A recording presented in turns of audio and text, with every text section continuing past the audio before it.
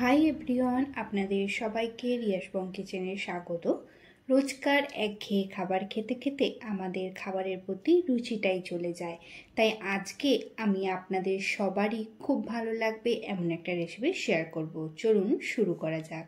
প্রথমে কড়াইয়ে সর্ষের তেল অ্যাড করলাম। তেলটা গরম হয়ে গেছে। 2টো ডিম, 1 চা চামচ নুন দিয়ে দিচ্ছি।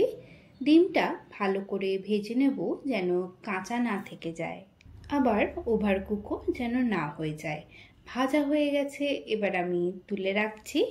ওই কড়াইয়ে সর্ষের তেল অ্যাড করে একটা আলুকে 4 টুকরো করে নিয়েছি, সেটা দিয়ে দিচ্ছি।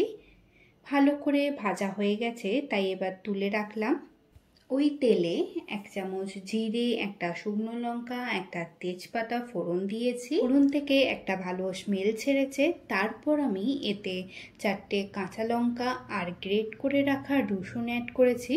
রসুনটা ভালো করে ভাজবো যাতে কাঁচা গন্ধটা চলে যায়। কুচানো চাল কুমড়োটা আমি 1 মিনিট জলে সেদ্ধ করে জলটা ঝরিয়ে রেখেছিলাম, সেটা দিয়ে দিয়েছি। এবার এতে 1/2 চামচ হলুদ, 1/2 চামচ নুন আর ভেজে রাখা আলু, 3 চামচ মুসুর ডালকে সেদ্ধ করে রেখেছিলাম সেটাও অ্যাড করছি। এই মুসুর ডালই রান্নার টেস্টটাকে দ্বিগুণ করে তুলবে। 1 চামচ জিরে গুঁড়ো অ্যাড করে ভালো করে মিক্সড করব যাতে মশলার কাঁচা গন্ধটা চলে যায়। একবার বাড়িতে বানিয়ে দেখুন, খুবই কম উপকরণে আপনার খুব টেস্টি খাবার রেডি হয়ে যাবে। মশলাটা সবজির সঙ্গে ভালোভাবে কষিয়ে নিয়েছি।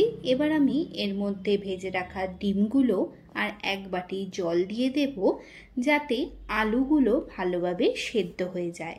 ভালো করে মিক্স করে নিয়ে টেস্টটাকে ব্যালেন্স রাখার জন্য 1/2 চামচ চিনি অ্যাড করলাম। আপনারা চাইলে নাও দিতে পারেন।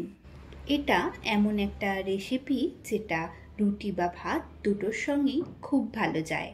ভালোভাবে নাড়তে হবে যাতে জলটা পুরো শুকিয়ে যায়, কারণ এই রেসিপিটা একটু ড্রাই হয়।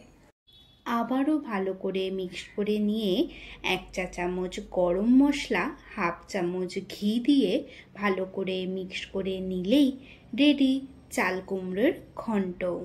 ভিডিওটা ভালো লাগলে লাইক অ্যান্ড শেয়ার করবেন, সাবস্ক্রাইব করতে ভুলবেন না। ধন্যবাদ।